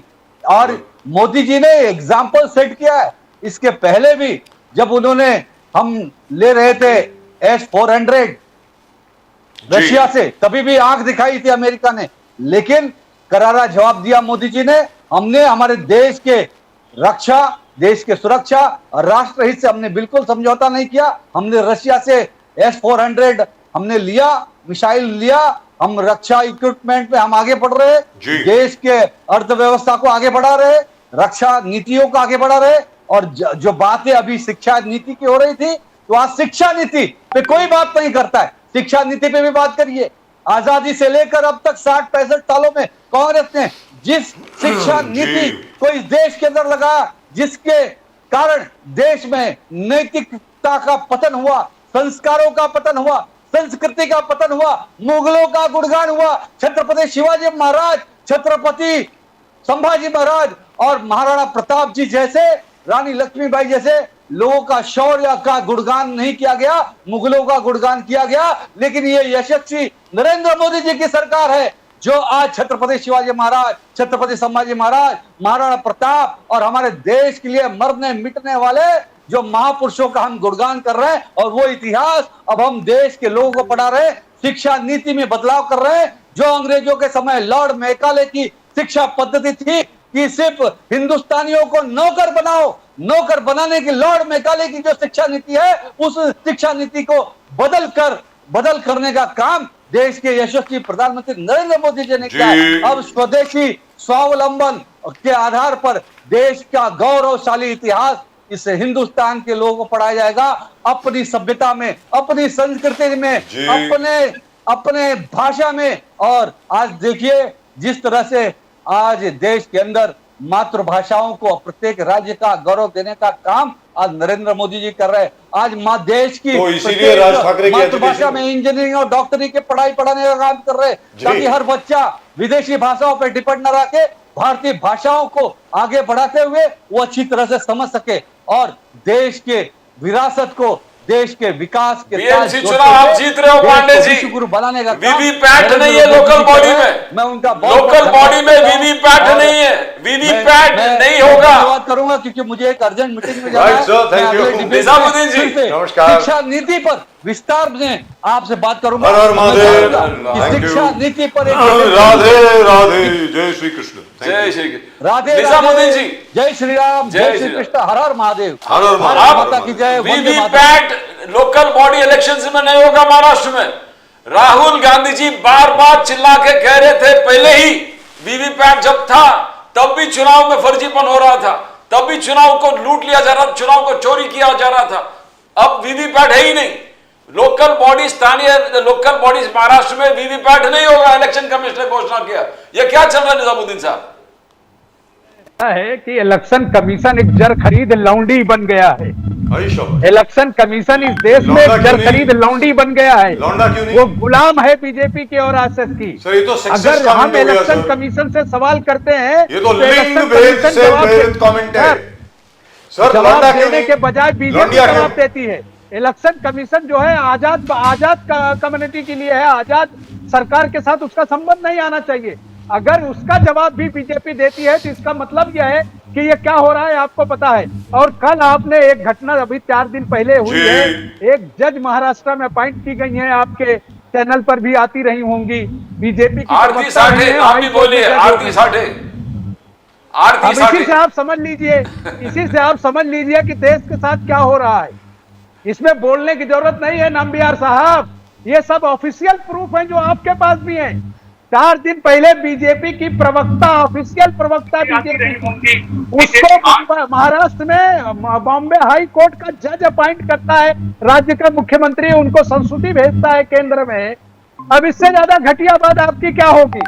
कि आप या तो पॉलिसी लाने के बजाय डायरेक्ट डिक्लेयर कर दीजिए कि देश में दूसरा कोई नहीं चाहिए, हम ही जो है हम ही करेंगे, बाकी कोई कुछ नहीं करेगा। सत्यता सुनने की ताकत नहीं है, ये क्या बेईमानी करेंगे। मैंने आपको एक ही बात कहा कि इलेक्शन कमीशन इतना घटिया हो चुका है कि सवाल अगर तो आप क्या करेंगे सर, ये तो बताइए। तो आप क्या करने वाले हैं सर? हम तैयारी में हैं, हम अपनी तैयारी, आपने देखा होगा कि हमारे सवालों का जवाब इस देश के प्रधानमंत्री और नाकारा सरकार के पास नहीं है। जब हम संसद में सवाल पूछते हैं तो वो भाग जाता है छोड़ के। सर, संसद छोड़कर भागने वाले नेताओं का नाम हमसे लेने की भी जरूरत नहीं है। देश चाहता है कि लोग उसका जवाब दें, देश चाहता है कि जवाब दें। क्यों भाग रहे हो आप? इलेक्शन कमीशन में अगर गलतियां नहीं है तो इलेक्शन कमीशन क्यों बार बार कहता है कि हम जो है ईवीएम नहीं बदलेंगे, हम ये नहीं करेंगे, हम वो नहीं करेंगे। सर, ये जो कर रहे हैं ना, आज नहीं 10 साल में, 5 साल में ये देश की तबाही का वो साधन ला रहे हैं। जैसे ईस्ट इंडिया कंपनी ने देश को गिरवी रख के और कब्जा कर लिया था, उसी राह पर वो चल रहे हैं। लेकिन निजामुद्दीन जी, इलेक्शन कमीशन का कहना है कि वीवीपैट जरूरी नहीं है लोकल बॉडीज में। ये क्या तो अगर जरूरी नहीं है तो अरबों रुपया खर्चा करके वीवीपैट की मशीनें क्यों बनाई गई? अगर जरूरत नहीं था तो इसका जिम्मेदार कौन हुआ? वो पैसे कौन भरेगा राज्य सरकार और केंद्र सरकार के खजानों में? अगर जरूरी नहीं तो क्यों बनाया? अगर वीवीपैट जरूरी नहीं है तो ये हरामखोर लोग हैं, देश के पैसे की सत्यानाशी कर रहे हैं। जब चाहे जो बना दे, जो चाहे बिगाड़ दे। अगर आप जो है ये कह रहे हैं नामबियार जी के इलेक्शन कमीशन कह रहा है वीवीपैट की जरूरत नहीं है, तो ये क्यों बनाया गया वीवीपैट? उसका पैसा कौन भरेगा देश में? तो कांग्रेस कुछ पैसा भरने के लिए कोई तो आएगा ना।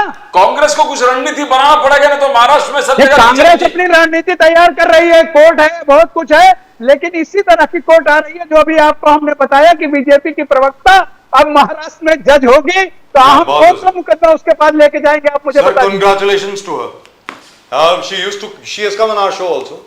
अपने शो में भी आई हैं काफी बार। लेकिन सर आपसे कह रहा हूं, लेकिन मैं आपसे पूछ रहा हूं, एक छोटी सी बात पूछ रहा हूं आपसे, जो शैलेश पांडे जी बोल के गए, और मैं चाहूंगा कि आप उसका जवाब दें। प्रजापति साहब ने तो बोला कि वो बच्चे जो हैं 3-3 किलोमीटर आगे जा रहे हैं। हाँ, बिल्कुल सही है। तो लेकिन महाराष्ट्र में क्या कर रहे हैं सर? महाराष्ट्र में तो 5,700 स्कूल बंद हुए हैं, और उसमें से भारतीय जनता पार्टी, पूरी बात सुन रहे सर, भारतीय जनता पार्टी के एक प्रवक्ता हैं, हमारे बड़े अच्छे दोस्त हैं, आपके भी बड़े अच्छे दोस्त हैं, अली दारूवाला साहब, उन्होंने कहा कि इनमें से ज्यादातर स्कूल्स फर्जी थे। ऐसा कहा उन्होंने। गवर्नमेंट की सब्सिडी ले रहे थे, दिखा रहे थे कि बच्चे आ रहे हैं, जा रहे हैं, अटेंडेंस भी लगा रहे थे, लेकिन स्कूल नहीं थे। देखिए, बोलना और करना दोनों बहुत बड़ी बात है। बोलना और करना चीजें अलग हैं। अगर वो फर्जी थे तो इनकी सरकार पहले थी, उसको तब क्यों नहीं बंद किया? आज चूंकि इनके पास अब पैसा ही नहीं रह जा रहा है सैलरी देने का, करेक्ट, आज इनके पास मेंटेनेंस के लिए पैसा नहीं है। इनकी हालत ऐसी है कि स्कूलों में आप चले जाइए, जो स्कूल बने हैं वहां टॉयलेट नहीं है सर। नहीं। बच्चियां अपने घर एक बार सुबह स्कूल में आती हैं तो घर जाने के बाद वो बाथरूम यूज करती हैं। करेक्ट। ये सर बेशर्मी की बात है। हम डिजिटल भारत की बात कर रहे हैं और दुनिया में अपने विश्व गुरु होने की बात कर रहे हैं। हमारी बेटियों के लिए टॉयलेट नहीं है, पीने को पानी नहीं है। नहीं। ये बेशरम है, इनको शर्म नहीं आती, इनके नेताओं को, इनके प्रवक्ताओं को, इनके मंत्रियों को, इनके मुख्यमंत्रियों को। जी, let me go to professor. तो ये जवाब कौन देगा? प्रजापति साहब, this is a very serious matter which Pradeep ji has raised. Sir, no VVPAT in local body elections Maharashtra में मतलब तो लोकल बॉडी इलेक्शंस की कोई अहमियत नहीं है, कहने का मतलब ये हुआ। हम बात कर रहे हैं democracy from the ground level up, निचले स्तर से ऊपर तक हर जगह पे लोकतंत्र होना चाहिए। तो ये क्या है सर, प्रोफेसर साहब?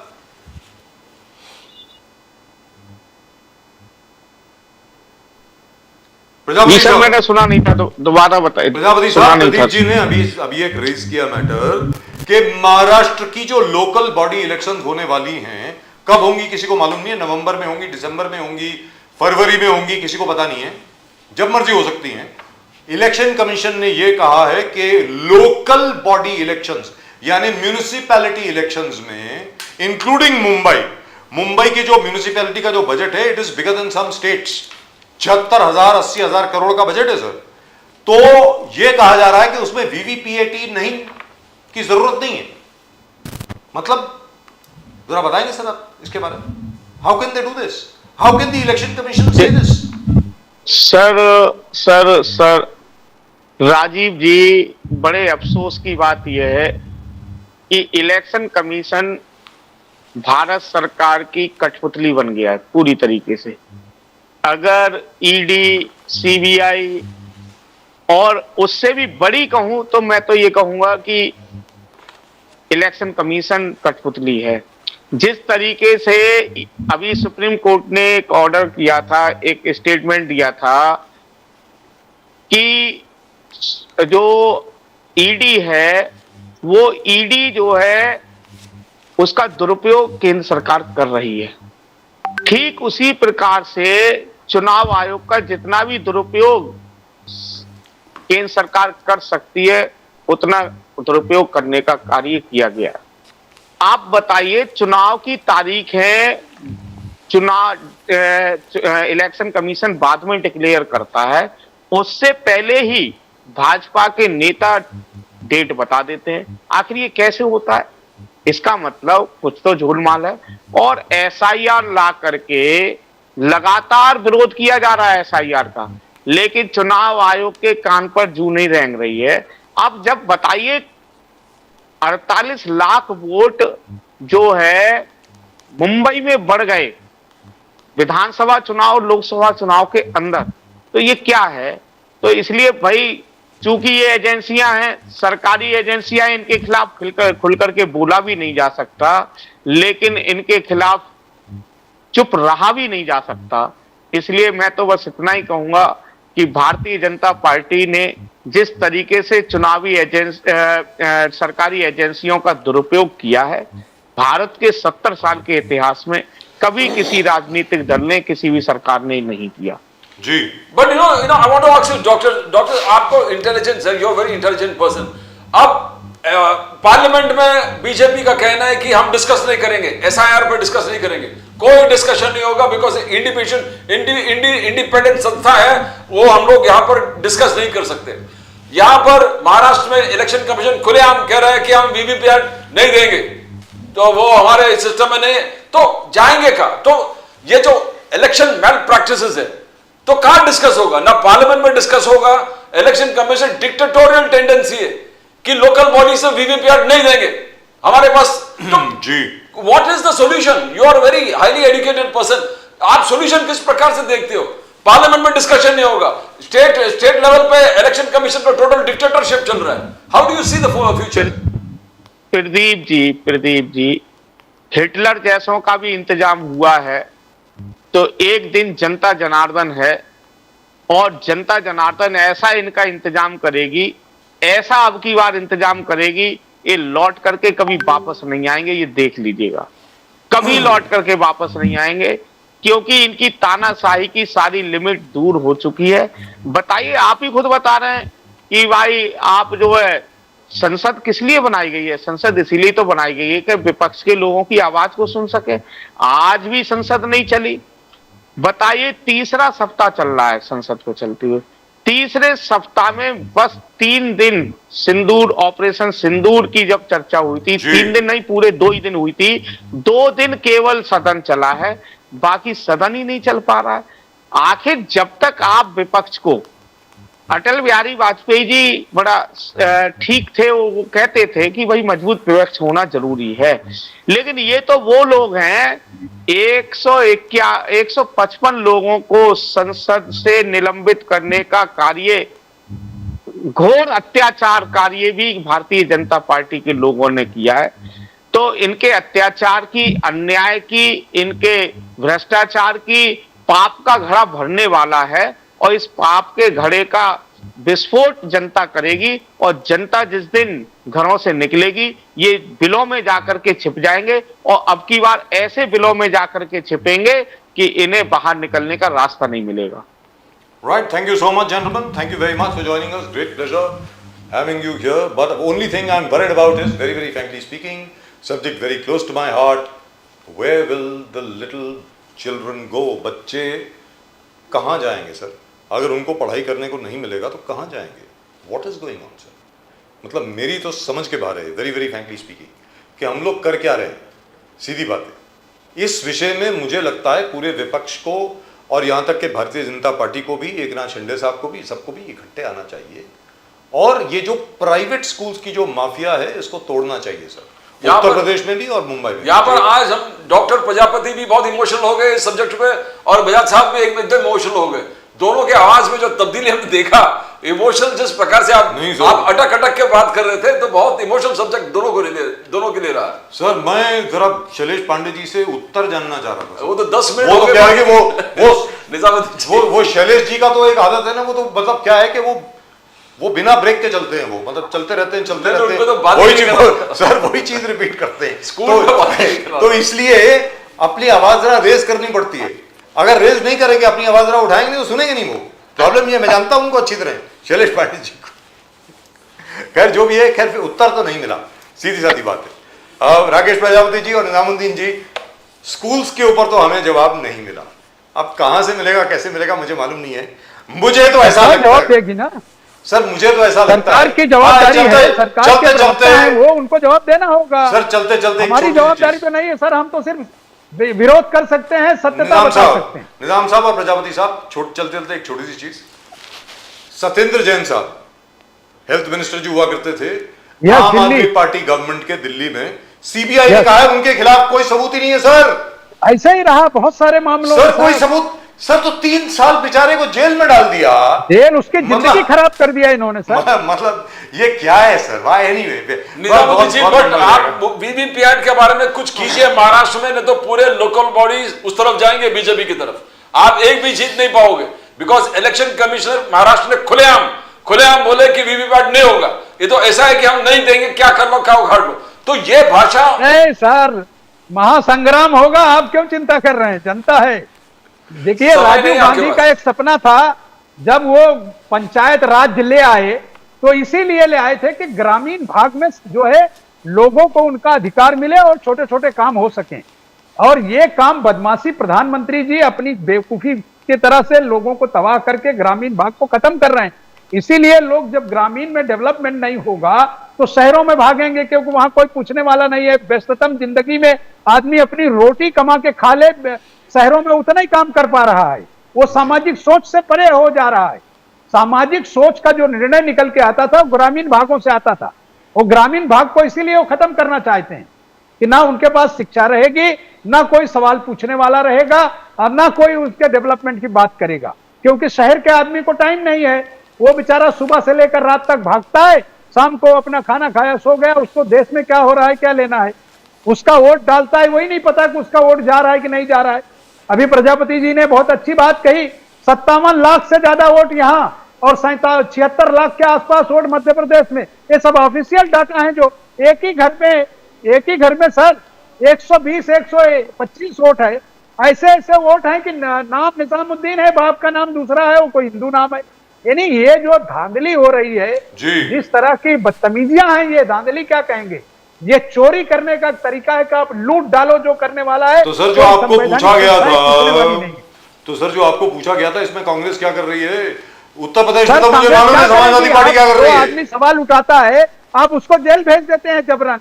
तो क्या हो गया? जो लोग सवाल तो जाइए उठाते जेल, हैं, क्या फर्क पड़ रहा है? देखिए ये तो सर पॉलिटिक्स में है ना, क्यों डरते हैं जेल जाने से? 50 घंटे उनको ईडी में बैठा के इंट्रोगेट किया।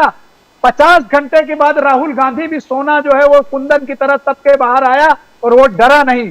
आज नहीं तो कल उसका रिजल्ट आएगा। खलनायक हमेशा मारा जाता है, याद रख लीजिए। और ये देश के खलनायक हैं। निजाम साहब, professor Prajapati, always a pleasure talking to you sir, and we are with you. एक चीज याद रखिए प्रोफेसर प्रजापति, ये मत सोचिएगा कि हम लोग आपके साथ नहीं है, हम लोग आपके साथ हैं, हमेशा ही रहेंगे।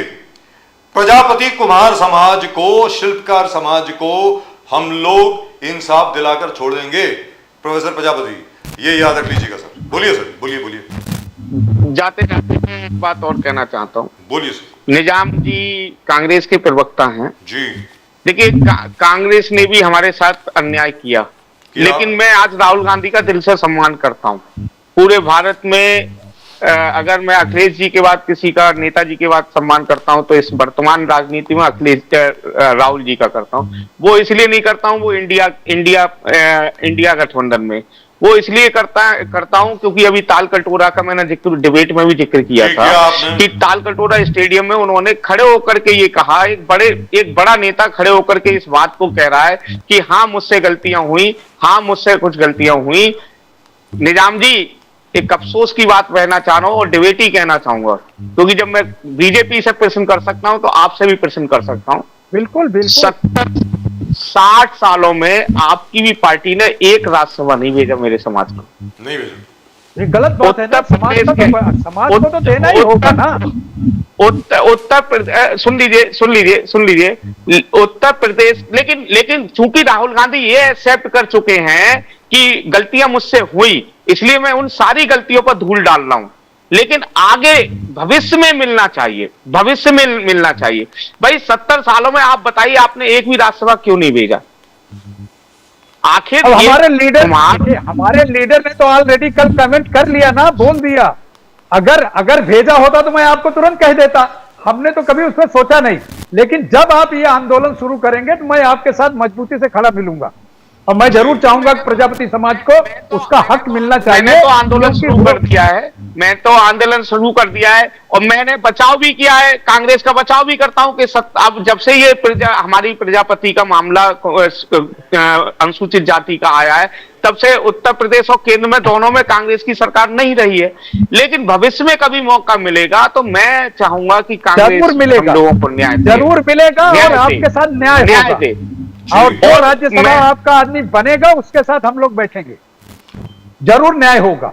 Right, thank you so much. शुक्रिया, thank you so much both of you, बहुत बहुत शुक्रिया आप दोनों का। Thank you very very much for joining us on the show. आज लेकिन नंबियार जी ने बीजेपी की बात नहीं की sir.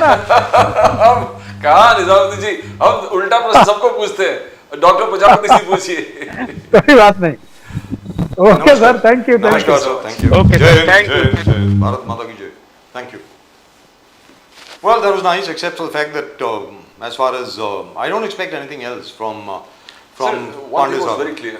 Shailesh Pandey would never answer that question. Sir Pandey ji को उसके बारे में मालूम नहीं है। प्रॉब्लम ये है, मैं आपको सीधी बात बताऊं, पांडे जी की उसमें गलती नहीं है। पांडे जी के ऊपर मुझे जरा ऊंची आवाज में बोलना पड़ा क्योंकि पांडे जी सुन नहीं रहे थे।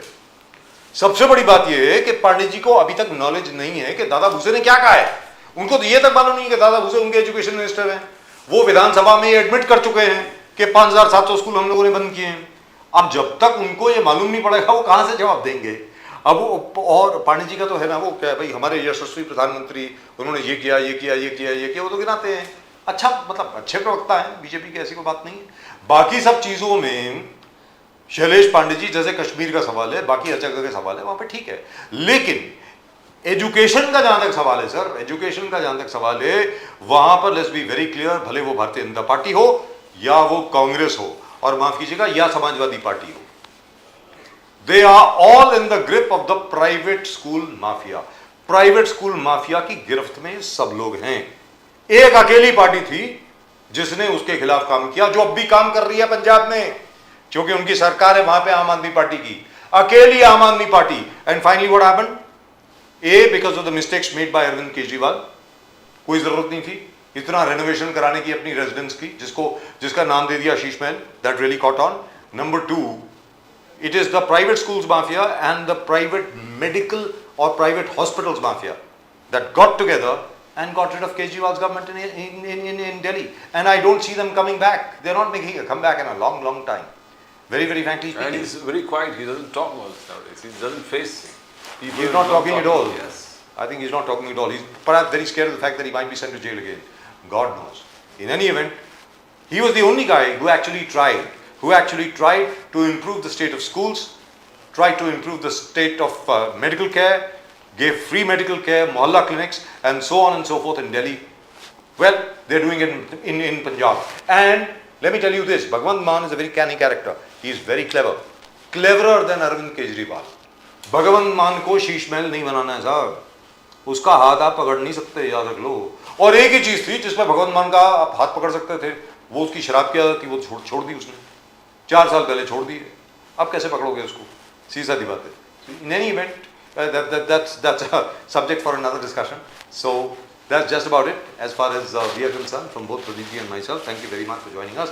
और सब्सक्राइब जरूर करें चैनल को भैया, अगर अभी तक सब्सक्राइब नहीं किया है, please do. The fastest growing channel of the nation, Nation Now. The fastest growing channel of the nation, Nation Now. That's it. That's all we've got for you. In tonight's show, आप सब लोगों को नमस्कार, जय हिंद, जय महाराष्ट्र, जय भवानी, जय Shivaji, Vande Mataram. Vande Mataram. Bharat माता की जय, जय हिंद. Jai Hind.